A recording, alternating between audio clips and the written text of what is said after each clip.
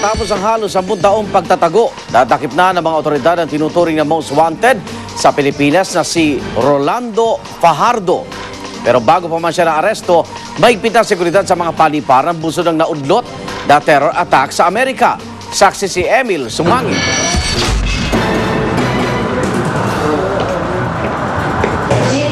Mabilis na pinalibutan ng mga ahente ng NBI si Rolando Fajardo ang itinuturing na most wanted sa Pilipinas.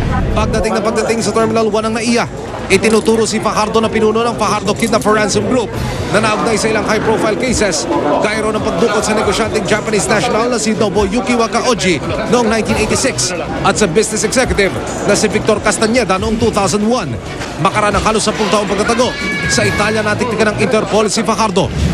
Kidnap for Ransom Group. Sometimes may mga reports sa hold up, murder, gano'n. Walong warrant of arrest ang hawak ng NBI laban kay Fajardo dahil sa mga kasong kidnapping for ransom at paglabag sa anti-carnapping law. Ayon mismo kay Fajardo, bumalik daw siya sa Pilipinas para magpagamot. Ako ay naniniwala sa ating bagong administrasyon na mabibigyan lahat ng katarungan at tamang paglilitis para mapatunayan kung ako'y nagkasala o hindi. Bago pa na-aresto si Fajardo, mahigpit ang seguridad na ipinatupad sa loob at labas ng NAIA. Ipinakalat ang bomb-sniffing dog sa paligid ng paliparan. Bahagi yan ng pag-iingat ng Pilipinas kaugnay sa naudlot na terror attack sa Amerika. Noong nakaraan linggo lang ay 2 package na may bomba ang nadiskubre sa mga cargo plane papuntang Chicago.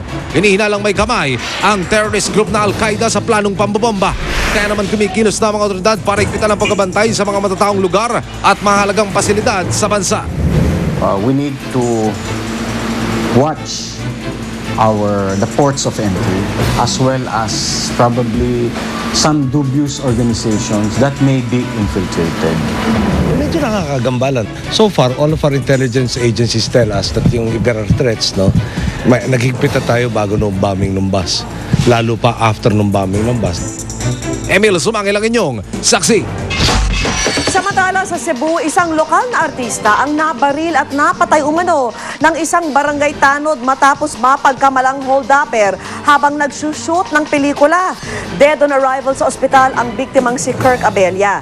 Sa investigasyon ng pulisya, nagsushoot ang isang international film outfit ng eksena kung saan nakasakay ng motorsiklo ang biktima, hawak ang isang laroang baril at kunwari hold-upper. Pero inakala ng tanod na si Eddie Quizon na totoo ang eksena kaya't nagpaputok. Dito na napatay si Abella, naaresto naman si Quizon. Depensa niya, hindi raw niya alam na gumaganap lang ng papel bilang hold-upper si Abella. Bukod sa reklamong homicide, iniimbestigahan din kung bakit may dalang baril si Quizon, lalo't hanggang November 10 pa ang election gun ban.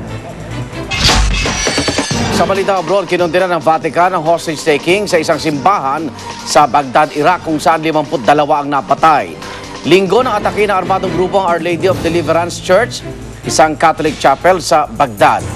Binihag nilang may 120 tao na nasa loob ng simbahan. Pero matapos ang 4 na oras, saka pa lamang sinimula ng Iraqi Security Forces ang assault operation. Hindi pa tiyak sa ngayon kung sa armadong grupo o sa mga otoridad nagmula ang mga balang nakapatay sa mga biktima.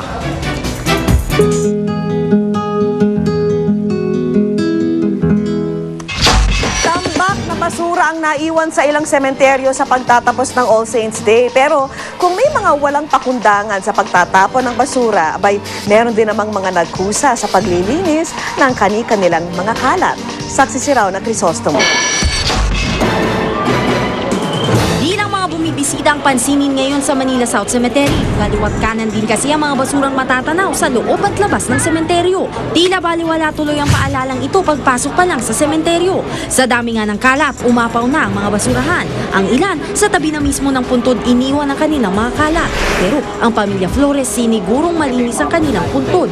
Iuuwi rin daw nila ang kanilang mga basurang ipinag-iwa-hiwalay na. Pangit naman pag makalat yung paligid mo. Para ano po ba yun, sir? Respeto na rin sa mga... Of course.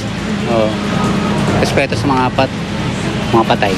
Bago rin umalis, nilinis muna ng pamilya Vidanes ang kanilang mga nakakalat na basura. Naglinis kami, nag-aalis na kami ng aming mga kalat. Kaya hindi namin iiwan na ganyan yan. Kasi, para ihemplo doon sa aming mga anak, hindi gagayahin yung mga ginagawa ng ibang tao. Sa pagunita ng undas nung nakaraang taon, 8 truck ng basura ang nakuha sa sementeryong ito lang. Tsak bukas kung kailan pa masisimulang linisin muli ang sementeryo, magbibilang na naman ang truck ng basura. Sa gulo ang pag-usapan, so far wala naman nangyaring gulo. Yun lang ang mga iniwan na basura, yun lang magiging problema na after ng undas. Sa San Juan City Cemetery na riyan din ang problema sa basura. Yun nga lang, di na nakakalat ang mga ito kundi nakatabi na para mabilisang mahakot palabas ng sementeryo.